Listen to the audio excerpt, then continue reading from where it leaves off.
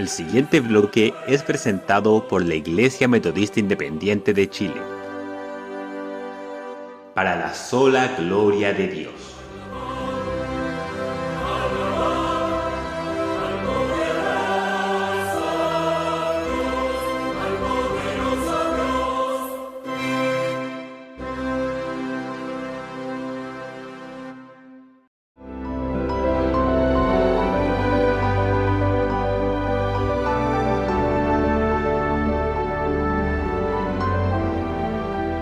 Versículo 9 y 10.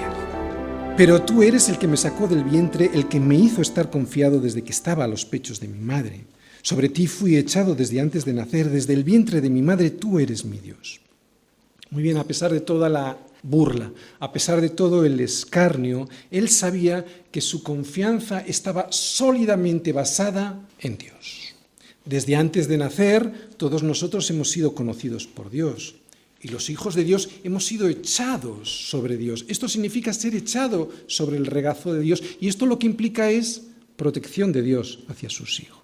Jesús sabía eso. Jesús sabía que antes de nacer él ya había sido estando perseguido por Herodes. Pero también sabía que sobre ti fui echado desde antes de nacer. O sea, que Jesús sabía lo que nosotros tenemos que saber también. Que Dios lo cuidó y que Dios lo defendió siempre. Por eso es lo que viene ahora en el versículo 11. No te alejes de mí, porque la angustia está cerca, porque no hay quien ayude. Estas palabras tienen una profundidad para nosotros que solo es perceptible para aquellas personas que realmente lo han pasado mal. En la angustia, en la verdadera angustia, en la que te lleva a la muerte, ¿quién puede ayudar? Nadie, sino el Señor. Hay situaciones en nuestra vida que sabes que si no es el Señor, nadie te puede ayudar. Hay a veces incluso cosas en mi vida que yo no puedo contarle a nadie, que solo se las puedo contar a mi Señor. ¿Qué sería de mí si el Señor no me viniera a ayudar en esos momentos de angustia, ¿no? Pues que me destrozaría, moriría en mi aflicción, ya hubiera perecido. Poníamos por título a esta predicación: El buen pastor su vida da por las ovejas. Creo que todos hoy estamos viendo lo que hizo el buen pastor por nosotros. Pero creo que ha llegado el momento de analizar qué es lo que hace aquel que es un asalariado, aquel que se hace pasar por pastor sin serlo. Dice Jesús en Juan 10, el asalariado huye porque es asalariado y no le importan las ovejas. Yo soy el buen pastor y conozco mis ovejas y las mías me conocen. Así como el Padre me conoce y yo conozco al Padre y pongo mi vida por las ovejas. También tengo otras ovejas que no son de este redil. Aquellas también debo traer y oirán mi voz, y habrá un rebaño y un pastor. Por eso me ama el Padre, porque soy su querido Hijo. No dice eso. Por eso me ama el Padre, porque yo pongo mi vida para volverla a tomar. ¿Sabes quién es el asalariado en tu vida?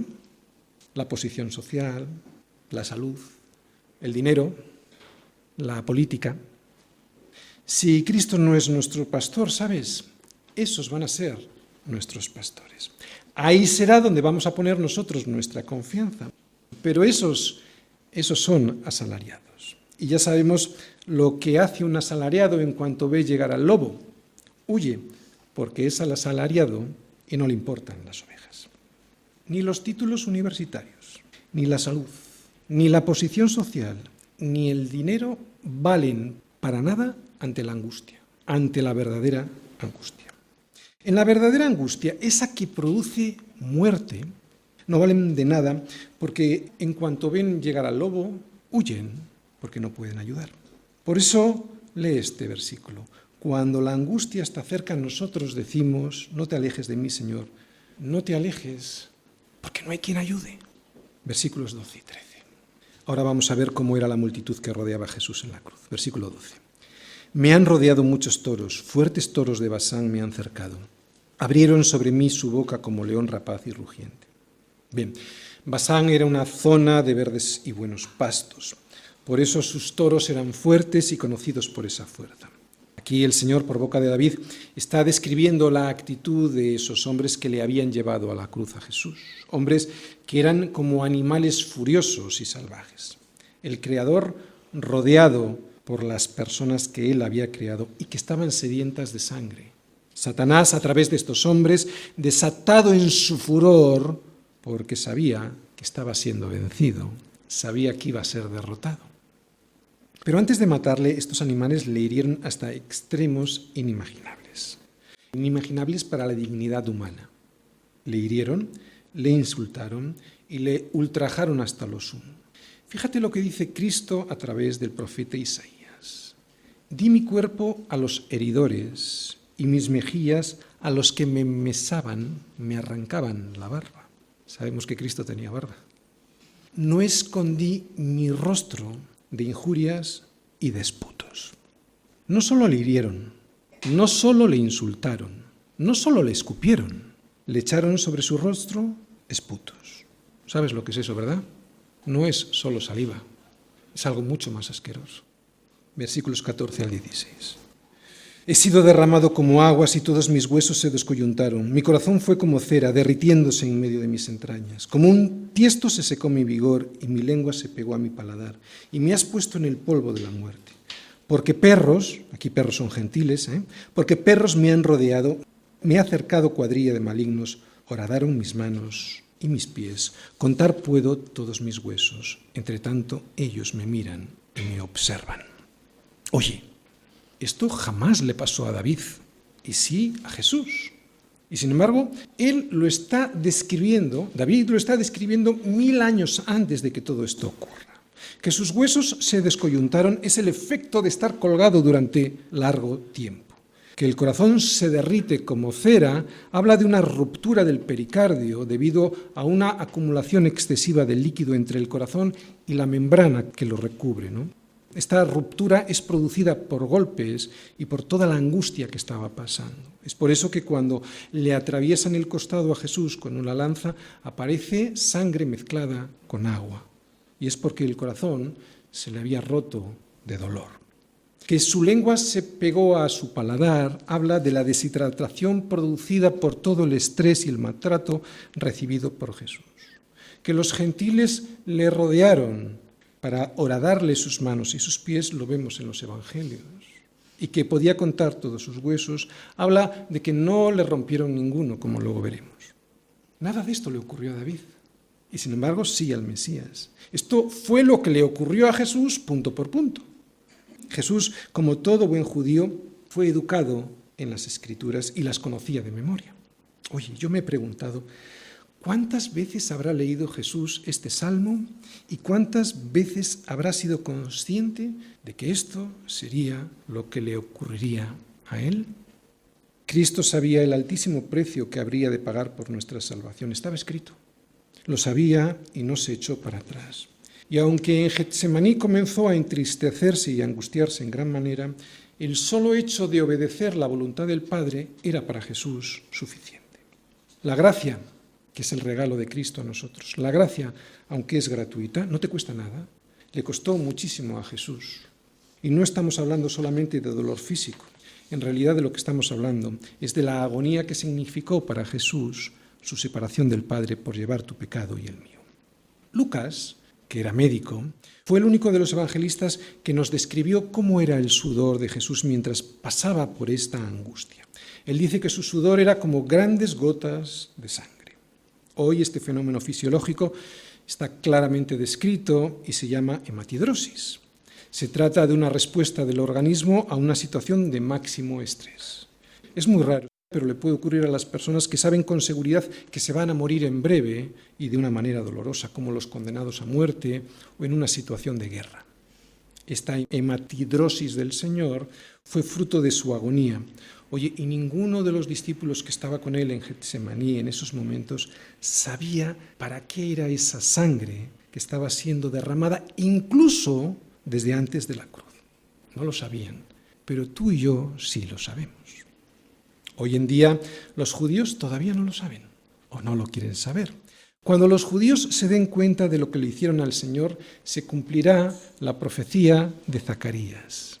Y derramaré sobre la casa de David, sobre los judíos, derramaré sobre la casa de David y sobre los moradores de Jerusalén espíritu de gracia y de oración, y mirarán a mí, a quien traspasaron. y llorarán como se llora por hijo unigénito, afligiéndose por él como quien se aflige por el primogénito. Y le preguntarán, ¿qué heridas son estas en tus manos? Y él responderá, con ellas fui herido en casa de mis amigos. Que no nos ocurra algo similar a nosotros, que sabiendo que sus manos fueron horadadas por nuestra causa, le neguemos. Cada vez que hacemos nuestra voluntad, negando el señorío de Cristo en nuestras vidas, le horadamos sus manos y él te va a responder, con ellas fui herido en casa de mis amigos. Versículo 18. Repartieron entre sí mis vestidos y sobre mi ropa echaron suertes. Dice Mateo 27:35, cuando le hubieron crucificado, repartieron entre sí sus vestidos echando suertes, para que se cumpliese lo dicho por el profeta. Aquí el profeta evidentemente es David y la profecía es el Salmo 22. ¿Cuál es la profecía? Partieron entre sí mis vestidos y sobre mi ropa echaron suertes. Dejar a alguien desnudo robándole su ropa es una grave ofensa a la dignidad humana. Imagínate a Dios. Lo que escuchamos en estos versículos, aunque estamos acostumbrados a escucharlo, es una infamia para cualquier ser humano y nosotros se lo hicimos a Dios mismo. De hecho, se lo seguimos haciendo cada vez que rechazamos su oferta de amor por nosotros y preferimos continuar por nuestro camino torcido y desviado hacia la muerte. Pues desnuda, así, es como quedará la gente a la que le sea descubierto su pecado por no estar vestida con la sangre de Cristo en el día del juicio. Pero esto es lo increíble y lo maravilloso. Aquí vemos que Cristo ya se quedó desnudo por ti y por mí. Dios mismo llevando mi vergüenza públicamente para que a mí eso no me ocurra cuando yo esté delante del Padre. Quiero que pienses en esto. Él se llevó todo, incluso la vergüenza de todo eso que sabes y que nunca será descubierto, porque Él lo ha quitado. Versículos 19 al 21. Mas tú, Yahvé, no te alejes, fortaleza mía, apresúrate a socorrerme. Libra de la espada mi alma, del poder del perro mi vida. Sálvame de la boca del león y líbrame de los cuernos de los búfalos. Bien, a partir de estos versículos el Salmo va a cobrar un sentido muy diferente. Justo después de estas últimas palabras que acabamos de leer, Jesús, por boca de David, comienza un cántico de júbilo y de alabanza donde anuncia su victoria y la expansión de su reino. Antes de llegar ahí, todavía tiene que pasar algo. Vamos a ir a esos versículos, a esos instantes antes en que Jesús acaba de morir, para entender bien estas últimas palabras que acabamos de leer en el Salmo 22. Vamos a Juan, capítulo 19, versículos del 31 al 34. Entonces los judíos, por cuanto era la preparación de la Pascua, a fin de que los cuerpos no quedasen en la cruz en el día de reposo, pues aquel día de reposo era de gran solemnidad, rogaron a Pilato que se les quebrasen las piernas y fuesen quitados de allí. Vinieron pues los soldados y quebraron las piernas al primero y asimismo al otro que había sido crucificado con él. Mas cuando llegaron a Jesús, como le vieron ya muerto, no le quebraron las piernas. Pero uno de los soldados le abrió el costado con una lanza y al instante salió sangre y agua. Bien. Muchos de los condenados a la muerte de cruz se aferraban a la vida. Sabemos que les clavaban los pies o se los amarraban a una pequeña base para que sobre esa base pudiesen soportar el peso de su cuerpo al apoyarse sobre ella, porque al estar colgados el peso impedía que pudiesen respirar. Entonces se apoyaban y podían respirar. En realidad esta técnica, que parece piadosa, era más cruel todavía, porque los condenados a muerte se aferraban a una vida que tenía las horas contadas. Y de esa manera, ¿qué es lo que les ocurría? Pues que padecían una muerte todavía muchísimo más agónica. Lo normal hubiera sido dejarles ahí hasta que muriera estos ladrones y Jesús. A veces tardaban días en morir. Pero debido a que al día siguiente, como hemos leído en Juan, era el día de reposo, pues los sacerdotes dijeron a los soldados, pidieron permiso a Pilato para que lo bajasen de la cruz, ¿no? Y, como digo, debido a que ese día era el día de reposo, pues los soldados, para acelerar la muerte de estos ladrones, tuvieron que quebrar las piernas para que dejasen de apoyarse sobre sus pies y así poder acelerar la muerte antes del Sabbat. Pero cuando los soldados, que eran unos verdugos experimentados para saber si alguien seguía con vida o no, llegaron a Jesús, le encuentran muerto.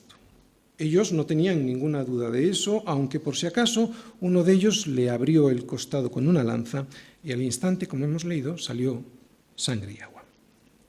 Habiendo palabras increíbles en todo este salmo para subrayar, yo he preferido fijarme en tan solo una de ellas, que a primera vista parece insignificante, pero sobre la cual quiero hacer un énfasis especial hoy.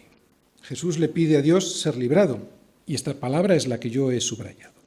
¿Fue oído y por lo tanto fue librado? El resto del Salmo nos indica que sí, pero el escritor de Hebreos sí que nos dice algo sobre Cristo. Dice, en los días de su carne, ofreciendo ruegos y súplicas con gran clamor y lágrimas al que le podía librar de la muerte, fue oído a causa de su temor reverente. Pues sí, fue oído. Y sin embargo sabemos que murió. ¿Cómo puede ser esto? Pues fue oído, pero fue librado a través de la muerte. Si el grano de trigo no cae en tierra y muere, queda solo, pero si muere, lleva mucho fruto. El que ama su vida la perderá, y el que aborrece su vida en este mundo, para vida eterna la guardará. Vemos que cuando llega el verdugo encuentra a Jesús muerto. Jesús no se aferró a una vida que ya no tenía sentido. Y así debe ser para nosotros. Muchas veces nos aferramos a una vida que ya no nos pertenece. Resulta que hemos entregado todos nuestros derechos al Señor, crucificándolos con Él, y lo hemos hecho también de una manera pública en el bautismo, pero seguimos aferrándonos a una vida que ya no es la nuestra. No te aferres a una vida que no te pertenece para que cuando llegue el verdugo, y llega muchas veces a través del poder del dinero, del sexo, de la ambición de poseer cada día más cosas, para que cuando llegue el verdugo, te encuentre muerto. Aferrarnos a las cosas temporales cuando éstas están fuera de la voluntad de Dios produce una agonía horrible que no se va a acabar hasta que te rindas, entregando toda tu vida a Cristo. ¿Estás entendiendo lo que estoy intentando decir? Muchas veces nos aferramos a las cosas que no vienen de Dios y en ese aferrarnos vivimos una muerte extendida en el tiempo que no produce sino una agonía que no tiene ningún sentido. Muchos de nosotros nos hemos clavado en una cruz y lo hemos hecho porque queremos morir con Cristo, pero muchas veces seguimos aferrados a una vida sin sentido que nos produce una agonía terrible. Por eso, muere ya, ¿no? ¿Qué quiero decir? Pues que lo entregues todo. No pongas tu esperanza en cosas que sin el propósito de Dios no valen para nada, sino para tener una vida que produce muerte y una larga agonía llena de estrés y de preocupación. Resumen, lo que nosotros percibimos como insignificante, nuestro pecado, fue lo que llevó a la cruz a Cristo. Y si eso fue así, y lo fue, entonces el pecado es algo que Dios no tolera en lo más mínimo, y lo hemos visto hoy sobre la cruz. Y aunque todavía hay misericordia sobre todos los hombres, llegará un momento, el momento de dar cuentas, que esa misericordia se convertirá en juicio, y de ese juicio se derivará la ira de Dios por pisotear la sangre que Cristo derramó en la cruz. Qué necios son todos aquellos que desprecian la sangre que Cristo derramó en la cruz. El precio por nuestro rescate fue alto, muy alto, tan alto que no podemos pagarlo. Pero el inmenso amor de Dios por nosotros hizo que fuera Él quien lo pagara. Es gratis, pero le resultó carísimo a Dios. Es gratis, como dice Isaías 51, versículo 1. Es gratis para todo aquel que tenga sed y para todo aquel que no tenga dinero. Porque si no tienes sed y crees que con tus buenas obras puedes pagar, el Evangelio de Cristo no es para ti. El amor de Dios hoy sigue siendo el mismo. Puede que de vez en cuando llegues a decir, Dios mío, ¿por qué me has desamparado? Pero eso no es así. Simplemente rinde tu vida al Señor. Muere con Él para que puedas vivir con Él. Esto es el Evangelio, es ir a morir con Él para poder vivir con Él. No es estar aferrado a una cruz a la que has dicho que te has marchado, pero seguir intentando sobrevivir en tus fuerzas. ¿Entiendes? La vida tiene un propósito que consiste en reflejar la gloria de Dios, pero cuando los condenados a morir nos aferramos a una vida sin sentido, cuando los condenados a morir se aferran a vivir una vida vivida en la carne y sin el sentido que Dios quiere darle, lo terminan pagando agonizando más tiempo. En el versículo 22, la escena de todo el Salmo cambia. De una manera que no se explica en el Salmo, Cristo ha recibido la contestación a su clamor. El enemigo no triunfará sobre él. Algo parecido nos pasa a nosotros cuando, después de la angustia de la prueba, llega un momento en el que tenemos la certeza de que Dios sí nos ha escuchado, ¿no? Saber que no seremos probados más allá de lo que nosotros podamos resistir nos hace soportar la tribulación durante más tiempo, al saber que Dios nos ha escuchado y saber que todo tiene un propósito.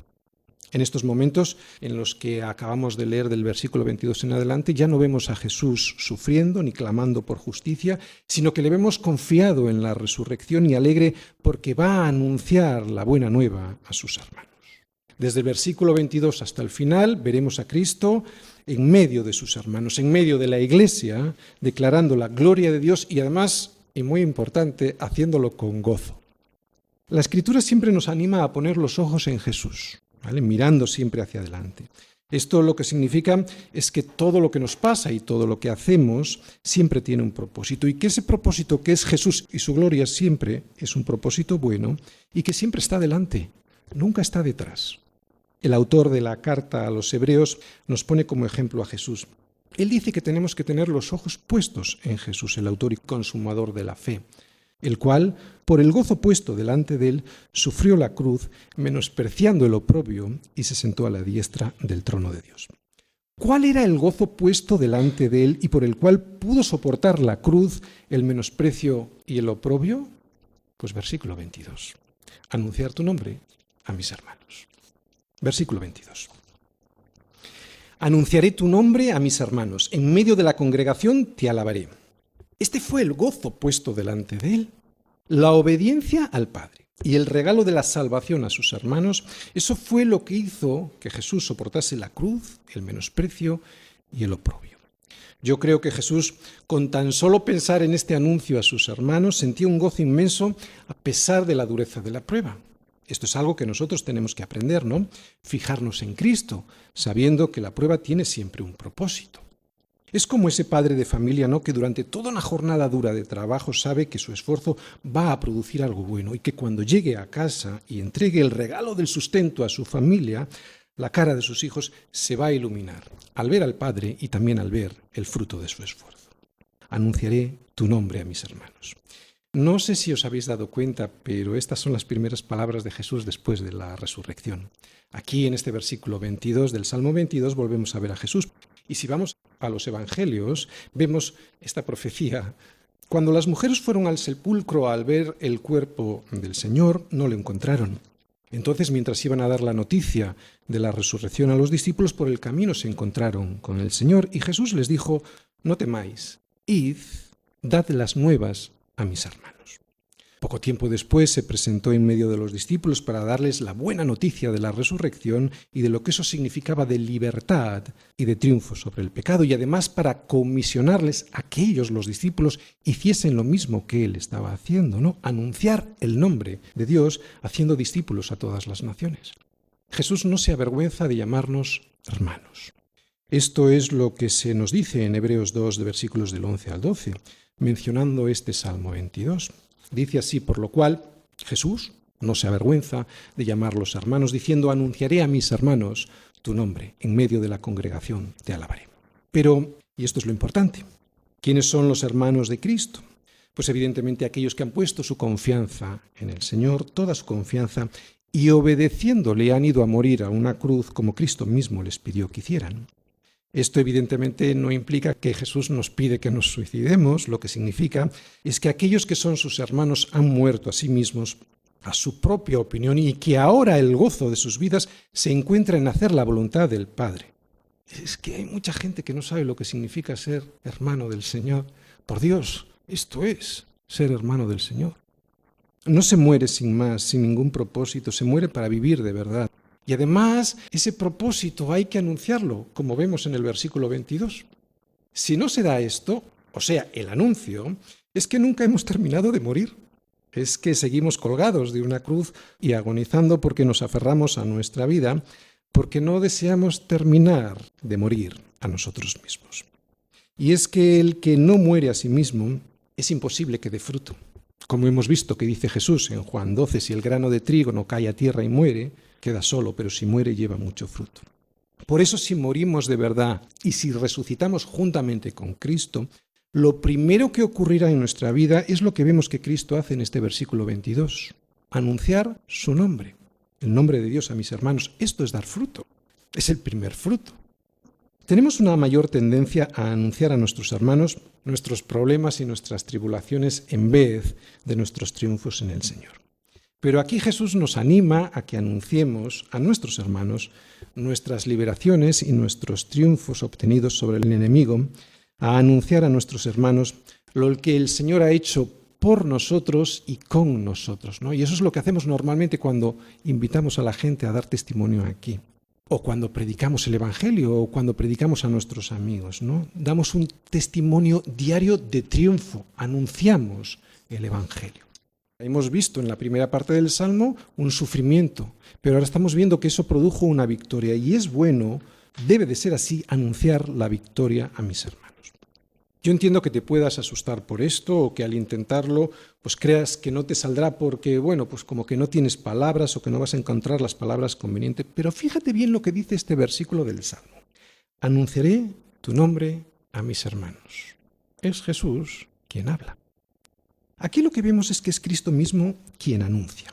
Y esto me hace descansar porque lo que significa es que no lo hacemos ni tú ni yo. Es Jesús mismo quien está involucrado en este anuncio, en el anuncio de su triunfo sobre el pecado. Jesús se lo dijo a los 70 que envió de 2 en 2 a evangelizar. ¿Os acordáis? El que a vosotros oye, a mí me oye. El que a vosotros desecha, a mí me desecha. Y el que me desecha a mí, desecha al que me envió.